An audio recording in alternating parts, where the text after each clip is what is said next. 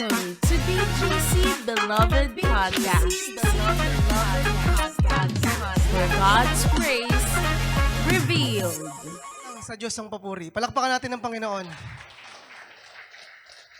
Ang banal na Espiritu nung bumaba, ganun ang epekto sa mga apostol. Kaya yung resurrection ni Jesus Christ, napaka-importante. Kasi nga kung walang nabuhay na maguli para sa atin, anong pinangahawakan natin? Na yun ang ating resibo. Ang kanyang pagkabuhay na maguli. At ang pangakong muling pagbabalik. Amen? Malakas sa palakpak para sa Panginoon. Tayo ay bear witness of Jesus Christ. Sige po, manalangin po tayo. Atin pong iasa at idulog sa Panginoon ang lahat pong ating pag-aaralan. Panginoon, salamat po sa umagang ito, sa kalayaang magpuri at maranasan ng iyong banal na Espiritu. Salamat, Panginoon, dahil pinagpala mo na kami, pinaburan, pinagaling, pinasaya, at binigyan, Panginoon, ng revelasyon na nagmumula sa iyong salita. Maging ang iyong lingkod, Panginoon, itago mo lang po ako sa iyong likuran. Ikaw po ang makita, ikaw po ang maitaas. Ako po ay daluyan lang ng iyong pagpapala at biyaya. Isulat mo, Panginoon, sa aming mga puso ang tunay na mensahe ng iyong pagpapalaya, ng iyong biyaya, at ang iyong pag-ibig, yung banal na Espiritu sa buhay ng bawat isa. Ito po ang aming dalangin sa pangalan ni Jesus. Amen. Last week po, tayo ay nag-travel, tayo ay umakyat ng bundok. So nandito pa rin po tayo sa apat na ito. Nung Holy Week, ito po ang ating tinalakay. Yung unang base dyan is all about the Passover. And the Passover talks about the death of Christ. Yung pangalawa po dyan, na tinalakay din po sa atin, unleavened bread. Unleavened bread talks about the burial of Jesus. And base 3, sa taas, first fruit, the resurrection of Jesus Christ. Siya ang unang nabuhay sa mga patay. Kaya first fruit. At last week po, Pentecost. Pentecost means 50. Ngayon, hindi po na tayo pumunta sa base 5. Focus tayo dito sa base 4. Let's talk about more about the Holy Spirit. Ang ganda nung empowerment sa mga apostol, no? Yung nangunguna na yon, alam niyo kung sino yon? Si Pedro. Si Pedro na nag-deny kay Jesus Christ ng 3 beses. Siya ang tila naging leader ng unang simbahan. So let's talk about the Holy Spirit. But you will receive power when the Holy Spirit comes on you. First Pentecost, ilang namatay? 3,000 died. Yan po yung giving of the 10 Commandments. Dahil nagmalaki ang Israel. Kaya namin gawin yan. Kaya namin mag-perform. Ibinigay ang 10 Commandments not to follow ng mga Israelita, kundi makita nila na sila ay walang kakayanan na sundin yun. At sila ay tumingin sa tagapagligtas. And the last Pentecost, sa Acts 2, 3,000 were saved. Amen?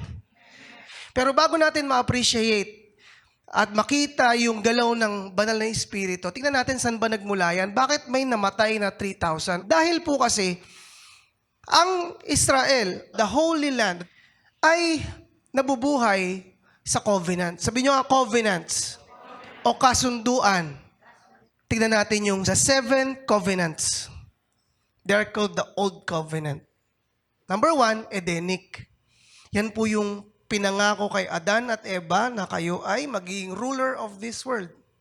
Pwede niyong kainin lahat, ang mga bunga, ngunit huwag ang isang bunga, the tree of the knowledge of good and evil. Pero, nagkaroon po ng pagkakasala, the fall of man, nagpalit ng covenant, naging Adamic. Ano yung Adamic? Grace pa rin po ito. Yung cursed, merong hirap na kasama. Pero nandun pa rin ang biyaya ng Panginoon. Number 3, Noahic. Yung pangako ng Diyos na hindi ko na gugunawin ang mundo sa pamamagitan ng baha. Kaya pa nagbabaha, may pangahawakan kayo, ay hindi pa itong katapusan ng mundo. Kasi nangako ang Diyos eh. Pang-apat, Abrahamic. I will bless those who blessed you I will curse those who curse you. Panglima, mosaic. Diyan na po yung 10 Commandments.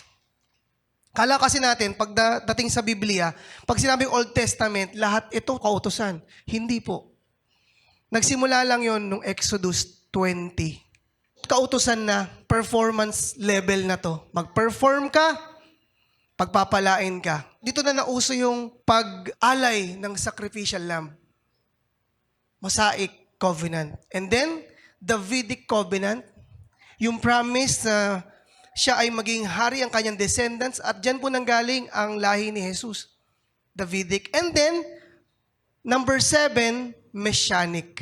Na maiiba ang kasunduan na ang kanyang salita, ang law ay wala na sa bato, kundi nasa puso ng bawat isa. At nangyari po yung Messianic na yan nung unang Pasko, na ang Mesiyas ay pinadala na dito, nagkatawang tao. At natupad na yon, tapos na. Kailan? Nung namatay siya, inilibing at muling nabuhay. Messianic covenant. Ang mga yan ay para sa Hudyo. Sabi nyo nga, Hudyo. Hindi tayo kasali dyan. Pero sabi ni Jesus sa Matthew 5:17, "Do not think that I came to destroy the law or prophets. I did not come to destroy, but to fulfill." Pinulfill niya lahat ng laws and requirements at ikinamatay niya yon. Para kung sino ang maniwala sa Kanya ay hindi mapapahamak bagkus magkakaroon ng buhay na walang hanggan. Amen? The 7 covenants. Pakibasa natin ang sabay-sabay. Number 1, Number 2? Number 3? Number 4? Number 5? Number 6? Number 7? Yan. Tandaan po natin yung istorya na yan. May kasabihan, di ba? Ang hindi lumingon sa pinanggalingan, hindi makarating sa paroroonan. That alam natin, ito pala yan. Dito pala kami nanggaling. Ngayon sinabi mo, Pastor J, hindi pala yan sa atin. Ano yung sa amin? Bakit tayo nakatingin kay Jesus? Ano yung sa atin? Anong pinangahawakan natin? Yan sa mga Hudyo yan eh. May Hudyo po ba dito? Wala. Kaya hindi ka magpapaka-Hudyo. Hindi. 10 Commandments, I love the 10 Commandments. Wala pong masama sa 10 Commandments. Holy po yun. Pero hindi yun binigay para sundin mo at ipasan mo sa sarili mong lakas at tignan mo araw-araw. Kasi sa totoo lang, madidisappoint ka sa sarili mo dahil hindi natin kayang sundin. Tapos na yung mga araw na yun na binibilangan mo sarili mo, nagkamali na naman ako. Tapos na yung mga araw na yun. Bakit? Meron ng Messianic, yan yung pinaka-last. At siya, si Jesus, ang nagtupad lahat ng mga requirements of the laws at nilit niya tayo sa covenant na ito. Ito ang panghahawakan natin. The new covenant of full grace. Nung si Jesus ay nakatawang tao, siya ay nabuhay sa kautusan. Davidic covenant. Law pa rin. Pero nung siya ay namatay, siya ay pinarusahan, siya ay inilibing, at muling nabuhay, na iba na po. This is the cup of the new covenant. Ito, ang saro ng bagong tipan, na pinagtibay ng aking dugo. Dito tayo, ito ang panghawakan natin. Kasi hintil tayo. Sabi mo nga, hintil. Sabi mo sa katabi mo, hindi ka Hudyo, hintil ka. Kasi yung 7 na yun, para yun sa mga Jews. Ito, the new covenant of full grace. Kanina kasi, grace lang. Ito, full grace. Bakit? Meron nang namatay para sa atin si Jesus Christ. Kaya, sukdulang biyaya na to. The unmerited favor of God through Christ Jesus. Amen. At ito, tayo ang recipient nito. The seal of this covenant is the Holy Spirit given to all who enter to His covenant by faith. Ang selyo, ang tatak ay ang banal na Espiritu. Kaya ang bawat pumapasok sa simbahan, tao, eklesiya, kahit saang lugar, na tinanggap si Jesus, kasi ang simbahan, eklesiya, ibig sabihin po, the called out ones. Pag ikaw ay tumanggap kay Jesus, ikaw ay nabibilang sa universal church. Doon, kabilang ka sa unang church na tinayo sa pamamagitan ng banal na Espiritu, the birth of the church na inumpisahan ng mga apostol. Amen? Tignan niyo po itong verse na to, Ephesians 1:3. And now, Gentiles have also heard the truth, the good news that God saves you. And when you believe in Christ, He identified you as His own by giving you the Holy Spirit whom He promised long ago. Sino yung sinasabi dyan? Tayo yan. Amen? Kaya yung 7 na yon na covenants, may blessing doon. Tama? May blessing doon. Meron ding law. Meron ding dapat tuparin doon. Ito po ang imagine niyo. May blessing doon sa 7 na covenants na yon. Minus all the requirements of the law. Sa atin yun. Amen? Palakpakan natin ang Panginoon. Dati, hindi minus sa kanila yon. Kailangan nila mag-perform. Bakit? Wala pang messianic eh. Wala pang namatay sa krus ng Kalbaryo. Pero tayo, pwede natin angkinin yun. Yung promise kay Abraham that I will bless those who blessed you and I will curse those who cursed you. Pwede mong panghawakan yun. Every promise sa Abrahamic covenant, pwede mong panghawakan yun. Bakit? Tinupad ni Jesus yun eh. Amen? Kasama ka dun. Amen? Tingnan natin sa ibang salin, NIV. And you Gentiles also were included in Christ. When you heard the message of truth, the gospel of your salvation, when you believe, you were marked in Him with a seal, the promise of Holy Spirit. Hallelujah. Amen. Ephesians 1:3, natin Tagalog. Sa pamamagitan ni Kristo, kayo hintil rin na nakarinig ng salita ng katotohanan ng magandang balita na nagdudulot ng kaligtasan na sumasampalataya sa Kanya ay pinagkalooban ng ipinangakong Espiritu Santo bilang tatak ng pagkahirang sa inyo. Hallelujah. Tingnan natin sa verse 14, ang ganda nito. Ang Espiritu ang katibayan na makakamit natin. Pwede ba nating basahin sabay-sabay? 1, 2, 3, go. Ang Espiritu ang katibayan na makakamit natin ng lubos ang lahat ng pangako ng Diyos sa atin. At sa gayon ay pupuri ng kanyang kaluwalhatian. Assured? You are secured and assured. Amen? Amen? Palakpakan natin ang Panginoon. Thank you, Jesus. Thank you, Jesus. And that's because si Jesus, nilay down niya sa atin yan. Ibibigyan ang plano ng Panginoon. Amen? Pero ito po ang gusto kong sabihin sa inyo. A non-born again person cannot truly experience the works of the Holy Spirit. Ito po yung katotohanan. Nakita ko na naman yung born again na yan. Sinulat ko yan sa resume ko May resume pa ba? Curriculum vitae ko What is your religion? Born again Christian. Actually, ang salitang born again po ay hindi po relihiyon. Tigil nyo na po yung pagsulat ng born again Christian. O tanungin ka ng classmate mo, anong religion mo? Born again Christian. Iba ba yun sa pagiging nalilito tuloy yung sanlibutan? Ang born again po, ang unang pagkasulat niyan ay si Jesus na nagsalita. Ito po, tingnan natin. Ephesians 2:1. As for you, you were dead in your transgressions and sins. Tayo ay may minanang kasalanan sa ating ninuno, si Adan. Nung wala pa si Jesus, kung hindi pa tayo tumatanggap, ang espiritu natin, patay. Naglalakad ka, meron kang emosyon, pero tila zombie ka, patay ka inside. Hindi mo alam ang kalooban ng Diyos. Patay ang espiritu mo. Ito po ang nangyari. Sa tagpo ni Jesus at si Nicodemo. In reply, Jesus declared, I tell you the truth, no one can see the kingdom of God unless he is born again. Nasa verse. So hindi yan inimbento ng nino man. How can a man be born when he is old? Surely, he cannot enter a second time into his mother's womb to be born. Babalik ako sa sinapupunan, di wasak yung mama ko. Ang laki-laki ko pa naman. Malaki pa ako sa nanay ko eh.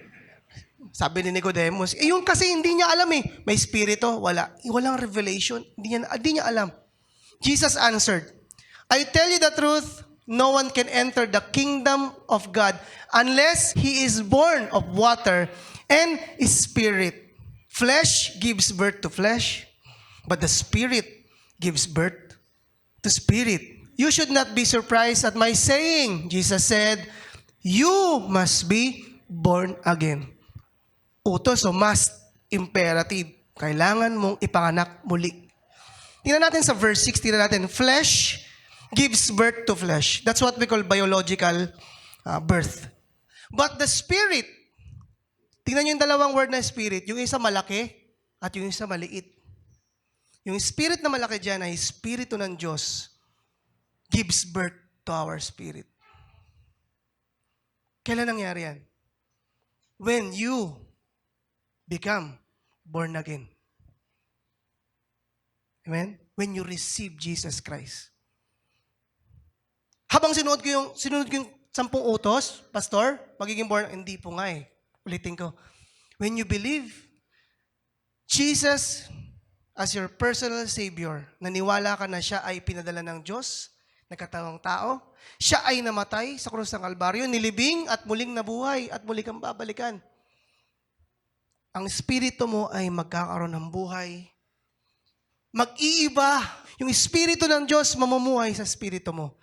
Amen? At wala na yung dating ikaw. Hindi ba pwedeng tumambay sa espiritu mo ang espiritu ng Diyos at kapitbahay niya si Satanas? Hindi po. Hindi. Once you got born again, buhay ng espiritu mo. Ba't minsan nakakaisip ako ng hindi maganda, Pastor? Yung espiritu ko ba, tumatambay dun si Satan? Hindi po. Dito lang yan sa mind. Ito yung pilit. Pipintahan o lalagyan ng mga maling kaisipan para makalimutan mo na ikaw ay anak ng Diyos. Being born again is not about religion. It's all about your relationship to God. Pwede ba natin itong basahin sabay-sabay? Being born again is not about religion. It's all about your relationship. Kami ay pinagpala sa buhay nyo na kayo po ay dumalo sa Beloved Grace Church. Pero kung may malapit po kayong simbahan na mapagpapala po kayo na itinataas ang Panginoong Yesus, hindi po namin kayo pagbabawalan. Ang mahalaga, kayo po ay kabilang sa simbahan na isa lang ang tinataas. Pero kahit ang layo ng bahay nyo, kayo pumunta dito, kami po ay pinagpala dahil pinili nyo po na makasama kami. Amen? Yung alok po namin ay hindi po relihiyon. Pag sumagot po kayo at tinatanong religion, huwag niyo po ilagay Beloved Grace Church. Never po What is your religion? Beloved Grace Church. Malilito po ang sanlibutan. Ano pong ilalagay pag religion? Ano po? Christian. You believe in Christ. Amen? Christian. I'm a born again. I am a child of God. I am no longer a slave to fear. Because I am a child of God. It's between you and God. Amen? At walang makakakita nun. At never mo ring sabihin, eto, konting born again lang to. Kasi ang sama ugali eh. Ang tanong, nakita mo, Brad? Nakita mo, sis? Wala tayo sa posisyon para makita yon. Ikaw at ang Diyos lang yun. Eh, ano gagawin natin pag may ganun? Pagtataboy natin? No. Ang ginawa ng mga apostol, kahit sinong tao na kanilang madaanan, pinanalangin nila, pinagagaling nila, nagbubuhay sila ng patay, pinaalis nila yung demonyo. And that's the power of the Holy Spirit lives in us. Amen? Being born again is not about religion. It's all about relationship. Ngayon, magaang na sa atin, yes, magpa-pray ko na yung kapitbahay ko. Kasi minsan mayroong ginagamit ng kaaway ang takot na yan eh. Naku, pag pinag-pray mo kapitbahay mo, born again, buang, yung word, buang again daw. Narinig ko ito ng bata ko, buang again, mga hallelujah, ano daw yan. Sino nagpinta nun? Devil. Para hindi tayo makapag-share, para hindi tayo lumabas. Diyan ka na lang, buang again eh. Yung ganong word na yun, cast out natin, Lord, hindi po. I'm a born again, child of God. Amen? Sabihin mo nga, I am A born again. 1, 2, 3, go. I am a born again child of God. Amen. Romans 10:9. If you declare with your mouth, Jesus is Lord, and believe in your heart that God raised Him from the dead, you will be saved. Ayan yun. Yan yung pinaka-secret. Declare. Kaya dito, sa service natin, sa message, sa bandang dulo, binibigyan natin ng pagkakataon na tumanggap sa Panginoon. Pastor, every day, every week ba tumatanggap, Pastor? Para sure na sure, Pastor? More chance of winning? Ganun ba yan? Bakit nagpapatanggap ka kahit wala naman dito, Pastor, na nakatanggap na kami lahat eh? Ba't parang nagpapatanggap? Bakit? Naka-record to mga kapatid. Hindi natin alam kung sino na aabot nito. At salamat sa new technology.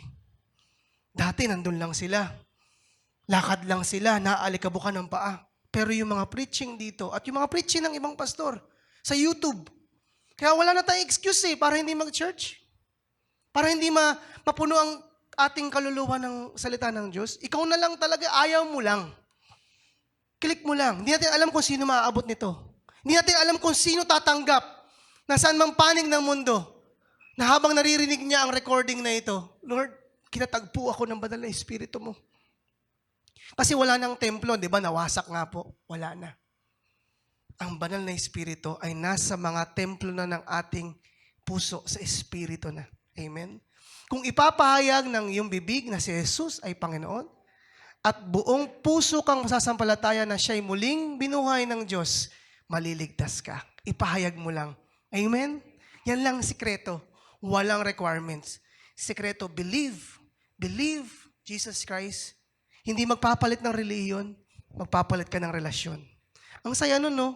May asawa ka, may girlfriend ka, may kapatid ka, may best friend ka, pero higit sa lahat, may karelasyon ka na alam mo, hindi ka iiwan.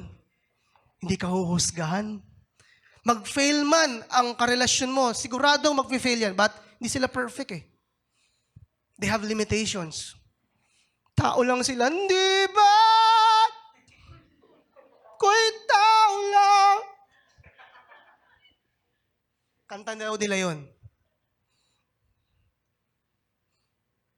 Makakaasa ka na, Lord, ikaw ang karelasyon ko na hindi ako iiwan. Kayo na po bahala sa asawa ko. Kayo na po bahala sa kapatid ko. Meron siyang banal na Espiritu and I believe in your Holy Spirit. Kikilos ka sa buhay niya. So nawawala yung stress mo. Nawawala yung pag-control mo. Dati kasi kukontrolin ko to. Ngayon, hindi. Meron ka na kasing katuwang ang banal na Espiritu. And then, that's my introduction. Let's go to the works of the Holy Spirit. At ang mga taong may Holy Spirit lang ay yung mga born again na tumanggap, anak ng Diyos. Amen? But you will receive power when the Holy Spirit comes on you. Number 1. Yan. Ready na po kayo? Upo po tayo ng maayos. Yan. Sabihin nyo, ready na! Yan. Sa bundok, tumigil muna tayo sa base 4. Kaya gawin natin doon. Di ba pag sa bundok tayo, medyo madilim, tayo ng tent. Di ba? Campfire muna tayo. Tug, and let's talk more about the Holy Spirit. Number 1, read. 1, 2, 3, go. Assures our salvation. Yan ang pinaka number 1. Ina-assure niya na ikaw ay ligtas na. No need na. Pag tinanggap mo na yan once, kala ko kasi din ng bata ako, tanggap ka ng tanggap lahat. Lahat ng church, tinanggap ko. Lahat ng dagat, dilublubang ko. Para more chance of winning talaga. Meron pa nga sa drum eh. Sumakay lang kami ng truck. Pag uwi ko, basa ako. Tara. Makaaya lang. Nasa truck kami, nilublob kami ganun. Hindi ko alam kung malinis yung tubig. Basta umuwi kami, basa kami. Pero, I'm not judging them. They're just doing their part. The Great Commission na i-share. Pero ito po, gusto kong sabihin sa inyo. Once you are saved, tandaan mo kung kailan yun. Yun yung mansari niya ni Lord. Tanda mo yung ex mo. Ex mo na nga, mansari pa. Ex mo na yun. Pero yung first mong tinanggap si Jesus, kung hindi nyo alam kailan, the Holy Spirit will tell you. Ako po, natandaan ko po, nilid ako ng Holy Spirit doon. 1999, October 18, Friday ng gabi. Doon pala sa eskwelahan ko, may umupa na isang samahan, hindi ko alam sino. Madilim pa kasi ang bumbilya lang. Ang kanta nun, Salamat Panginoon, tinutuwid mo ako. Kaming magkakaibigan, iyak kami ng iyak. Ikaw ang may alam ng aking patutunguhan. That moment, pinakita sa akin ng Banal na Espiritu na tinanggap ko siya, Lord. Grade 6 po ako nun. Alam niyo na edad ko, 99. Di pala, 2001 pala. Nag-compute. Nalaman. Okay lang, Lord. Nasa katotohanan tayo. 1999. Alalahanin mo.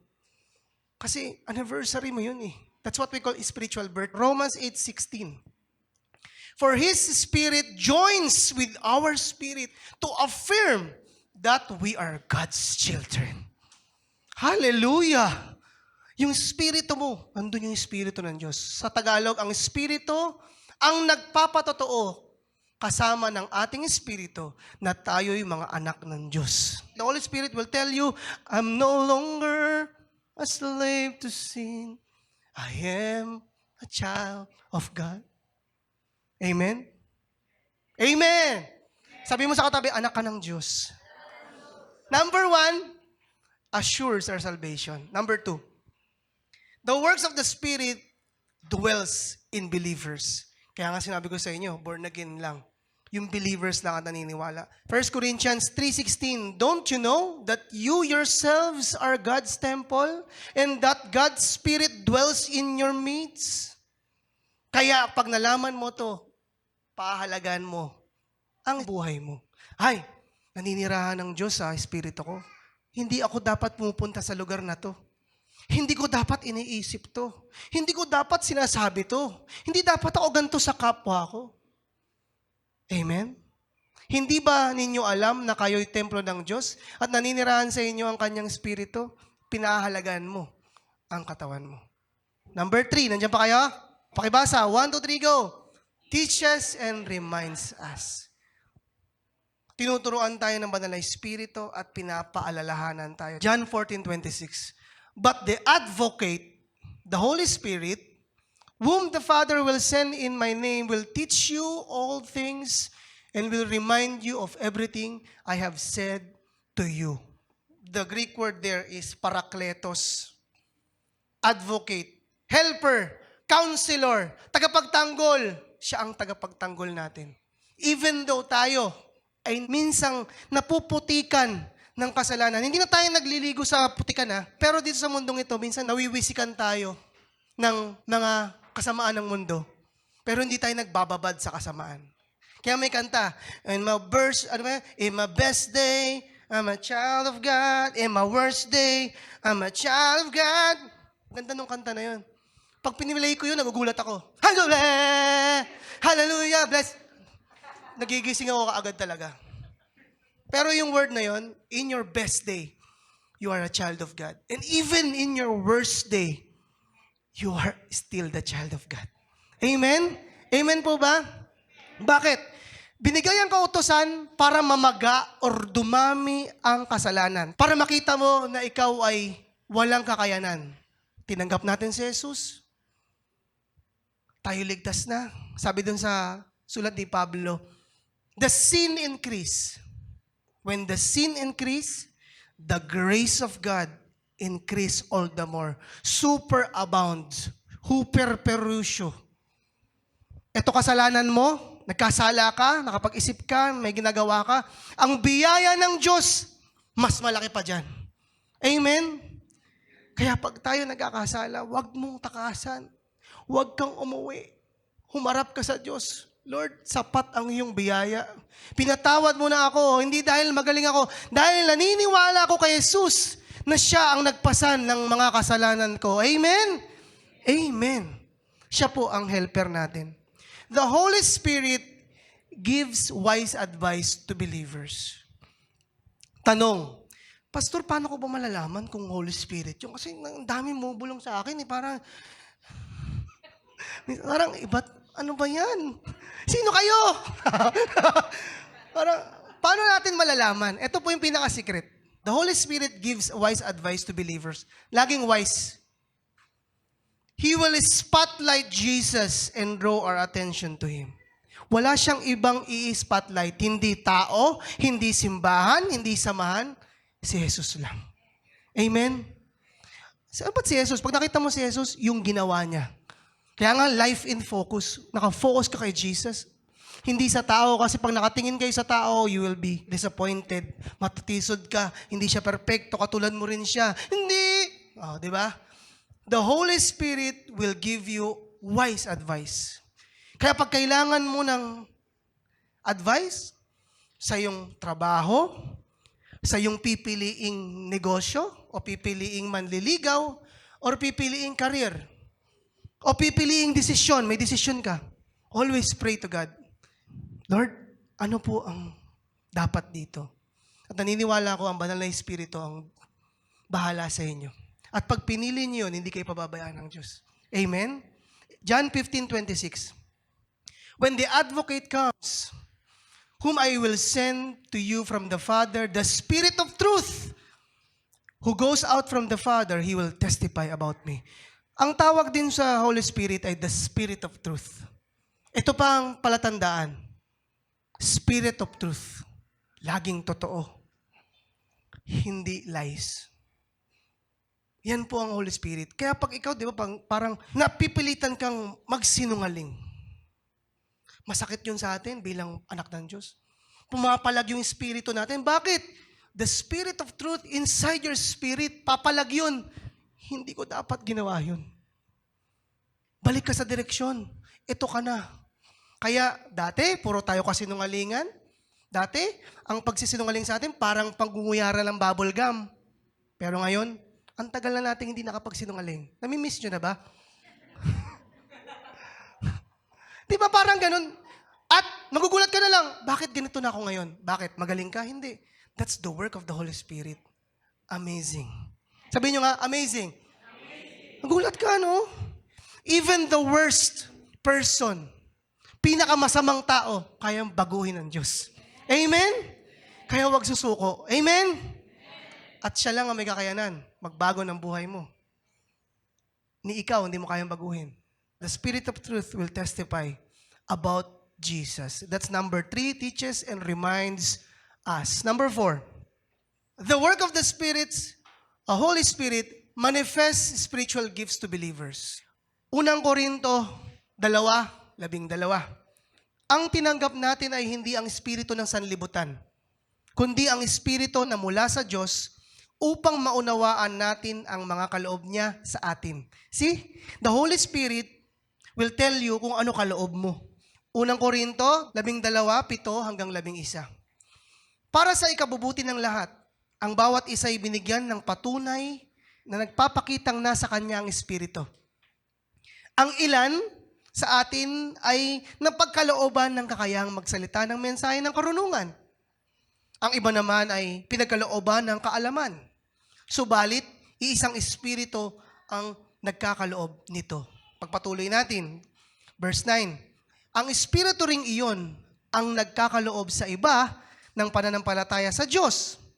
At sa iba'y ang kapangyarihang magpagaling sa mga may sakit. Mga pinagkalooban ng kapangyarihan gumawa ng mga himala. Sa iba naman ay kakayahang magpahayag ng mensaheng mula sa Diyos. At sa iba naman kakayahang kumilala kung aling kaloob ang mula sa Espiritu at kung alin ang hindi. May pinagkalooban ng kakayahang magsalita sa iba't ibang mga wika. At sa iba naman ay ang magpaliwanag ng mga wikang iyon. Ngunit isang Espiritu lamang ang gumagawa ng lahat ng ito at namamahagi ng iba't ibang kaloob sa bawat isa ayon sa kanyang ipinasya. So nakita nyo na the gift of prophecy, the gift of discerning spirit, makapagturo. Pastor J, lahat ba yun dapat nasa akin? Gusto ko pong sabihin sa inyo, huwag ko kayong mag-frustrate kung wala dyan yung isa. Okay? Pero hindi kayo mawawalan. If you are a born again, child of God, tinanggap mo ang banal na Espiritu, at least, may isa dyan. Hindi zero. Ay, wala akong kakayanan. At yung isa na yon, manganganak yun. Number 4, yan po, manifest spiritual gifts. And last but not the least, pakibasa sabay-sabay. 1, 2, 3, go. helps in our weakness, and empowers us. Romans 8:26. In the same way, the Spirit helps us in our weakness. We do not know what we ought to pray for, but the Spirit Himself intercedes for us through wordless groans. And He who searches our hearts knows the mind of the Spirit, because the Spirit intercedes for God's people in accordance with the will of God. Tingnan po natin sa Tagalog. Sabay-sabay po natin basahin. 1, 2, 3, go. Ngayon din naman, tinulong Espiritu sa ating kahinaan, sapagkat hindi tayo marunong manalangin ng nararapat. Kaya't ang Espiritu ang namamagitan para sa atin at dumaraing sa paraang hindi natin kayang sambitin. At ang Diyos na siyang nagkakasaliksik sa puso ng tao, ang siyang nakakaalam kung ano ang kalooban ng Espiritu, sapagkat ang Espiritu ang namamagitan para sa atin ayon sa kalooban ng Diyos. Yan po ang assurance ng banal na Espiritu. He will teach us. Acts 1:8, but you will receive power when the Holy Spirit comes on you, and you will be my witness in Jerusalem. Same power that raised Jesus from the dead lives in you. Kaya empowered ka na. Ano po yung 5? Ano po yung mga works of the Spirit? Diyan lang po tayo mag-focus. Number 1, assures our salvation. Number 2, number 3, number 4, number 5.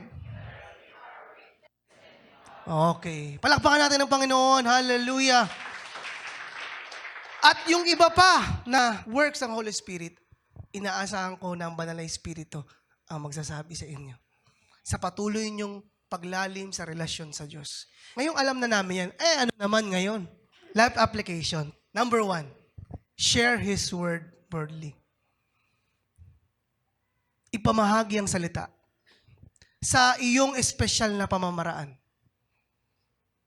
Sharing tracts, text, chat, or simply makipag-usap ka. Hindi to po ako magbabase sa nangyari sa unang simbahan. Sila po, nung unang simbahan, yung early church, nung natayo po yun, marami na kaagad persecutions. Siyempre, nakatingin yung mga tao, yung mga Saudiseo, mga Pariseo, nakatingin sa kanila. Sila nakaasa lang naman sa tinapos na gawa ni Jesus eh. Sabi ni Pedro, Acts 4:29, now, Lord, consider their threats and enable your servants to speak your word with great boldness. Yan ang pangarapin natin. Lord, gusto ko po mag-share. Enable me. Help me. Paano po? And the Holy Spirit will tell you kung paano. 2 Timothy 4:2, proclaim the word of God and stand upon in no matter what. Rise to the occasion and preach when it is convenient and when it is not. Preach the word through season and out of season. Kahit saan ka. Ang banal na Espiritu magsasabi sa iyo kung paano mo yan ibabahagi. Number 1, share His word. Number 2, ipanalangin natin. Libre lang yan. Lagi mo sabihin, panalangin kita kapatid. Libre lang to, wala tong bayad. Sige po, walang tatanggi pag gusto mo siyang ipanalangin. Amen? Intentionally, through prayer lang. Tingnan niyo po, pagpatuloy natin yung Acts na yun. Si Pedro, sabi niya, now Lord, consider their threats and enable your servant to speak your word with great boldness. Stretch out your hand to heal and perform signs and wonders through the name of your holy servant Jesus. Ito yung pangarapin natin. Lord, when I pray, when I stretch my hand to someone, sa mga tao na papanalangin ko, Panginoon, mag-perform ka ng signs and wonders. I have the Holy Spirit inside me. Katulad ni Pedro kanina, pagbaba nila doon, pinagaling yung pilay. Kaya po natin yun. Kaya ipanalangin mo, Lord, papanalangin ko tong kapitbahay ko, kaibigan ko, pagalingin mo to sa pangalan ni Jesus. Yan po ang gawain ng bawat believers. James 5:16, therefore confess your sins to each other and pray for each other so that you may be healed. The prayer of a righteous person is powerful and effective. We are righteous, amen? Sabi mo nga, I am righteous because of Jesus. Amen? I am the righteousness of God through Christ. Ikaw ay matuwid, hindi dahil sa iyong performance. Ikaw ay matuwid dahil sa katuwiran na nagmumula kay Jesus na iyong tinanggap. Amen. Number 2, pray for others intentionally. And number 3, last, invite others to the church courageously. Mag-invite tayo. Di ba nangunguna kanina si Pedro? Alam niyo po, in-invite lang si Peter. Sino nag-invite sa kanya, pastor? Kapatid niya. Sino po? Si Andrew. Si Andrew ang unang nakapakinig ng gospel. Dali-dali siya tumakbo at sinabi niya sa kanyang kapatid, si Pedro. Itong si Pedro, tingnan niyo, napaka-bold. Ganun po ang gusto ng BGC. Darating ang panahon, kayo ang nakapronta. Hindi na nga nakikita si Andrew eh. Ang nangunguna na si Peter. Ganun po ang pangarap ng bawat leader. Hindi po kami natatakot. Hindi po kami nangangamba na soon magsasalita dito ang pinakabata. Hindi po kami nangangamba dahil kung ayun po ang kalooban ng Banal na Espiritu sa buhay niya, bakit natin pipigilan? Amen? Gawin natin, invite lang natin. Bakit i-invite sa church? Dahil dito nyo po maririnig. Magre-remind sa iyo na, I have the Holy Spirit inside. Saan ba nila maririnig yan? Sa labas? Napakalakas ng hatak sa mundo. Sunday, tara dito. Masarap sa mall, aircon, libre. Maraming hatak sa mundo. Kaya gusto ko po sabihin sa inyo, intentional din tayo mag-invite. Kahit feeling mo hindi siya sasama, invite mo. At pag nag-invite tayo, nag-share tayo, nag-pray tayo, itanggalin nyo yung responsibility na baka hindi siya umatin. Sineran mo to, hindi naman siya nagbabago. Umatin siya, minsan lang, tas nawala. Alisin mo natin sa puso natin yan. Bakit? Hayaan nyo yung Banal na Espiritu kumilos. Ang gagawin lang natin, share, pray, invite, and let the Holy Spirit works sa mga taong na-invite natin. Amen? Amen. Say amen. Amen. Nawawala na yung pangamba natin. Lord, kayo na po bahala. May pumunta? Wala. Basta nandito kami, mag-i-invite kami. Amen? And the Holy Spirit will tell you, sino ba i-invite mo? Pag nag-i-scroll ka ng Facebook, nakita mo yung My Day niya, invite ko kaya to. Tingnan niyo po ang nangyari dito. Nung in-invite si Pedro ni Andrew, kapatid niya, ito na po, nanguna na po si Pedro. Ito na po ang nangyari sa early church. After they prayed, the place where they were meeting was shaken, and they were all filled with the Holy Spirit and spoke the word of God boldly. And that's the purpose of church. Kaya meron tayong church. Kaya meron tayong sa ecclesia, the called out ones. Pag nag-pray tayo, nararamdaman natin yung Banal na Espiritu. Nare-remind natin ang bawat isa na anak ka ng Diyos, may Banal na Espiritu ka, at iyan ang selyo ng bagong tipan na tinapos na binigay sa atin ng ating Panginoong Hesus. Ano po yung tatlo na yan? Number 1, share. Number 2, number 3, praise the Lord. And our beloved thought. Pakibasa ng sabay-sabay. 1, 2, 3, go. I am empowered by the Holy Spirit. At kung hindi mo pa tinatanggap ang Panginoon at gusto mong maranasan ang Espiritu ng Diyos, walang ibang paraan kundi tanggapin, kilalanin ang nag-iisang nagligtas sa atin, ang ating Panginoong Hesus. Kung ipapahayag ng iyong bibig na siya ay Diyos at Panginoon at siya'y muling nabuhay, ikaw ay maliligtas. Kung naririnig mo ang tinig na ito, hindi nagkataon lang. Ang panahon na ito, panahon ng pagtanggap. Ibigay mo lahat sa Panginoon. Isuko mo ang buhay mo. Magkaroon ka ng relasyon sa Kanya. Nang sa ganun, siya ang magiging bahala sa buhay mo. Gusto kitang anyayahan sa panalangin ng pagtanggap. Naririnig mo man to podcast. O ikaw ay nakaupo ngayon, ikaw ay bago lang, naimbitahan ka. Gusto ko sabihin, hindi relihiyon ang alok na ito, kundi relasyon sa Diyos. Ang banal na Espiritu ay nasa atin. Manalangin ka ng buong puso. Sabihin mo, Panginoon, Panginoon, maraming salamat po. maraming salamat. Narinig ko ang mabuting balita. Narinig ko ang mabuting Ikaw ay namatay, Ikaw ay namatay, inilibing, nilibing, at muling nabuhay muling nabuhay para sa akin. para sa akin. Naniniwala ako Naniniwala ako na ako'y iniligtas mo na. na ako'y iniligtas mo. Pinatawad sa mga kasalanan. Pinatawad sa mga kasalanan. Ako ay malinis na. Ako ay malinis. Ako ay matuwid. Ako ay matuwid. Kaya tinatanggap kita Tinatanggap kita bilang aking Panginoon bilang aking at tagapagligtas. tagapagligtas. Ikaw lang ang may kakayang magbago sa akin. Ikaw lang ang may kakayanan ng para sa akin. Ako ay bagong nilalang na. Ako ay bagong nilalang. Ako ay beloved Ako ay beloved of God in Christ in Jesus. Christ Jesus. Amen. Amen. Thank you for listening.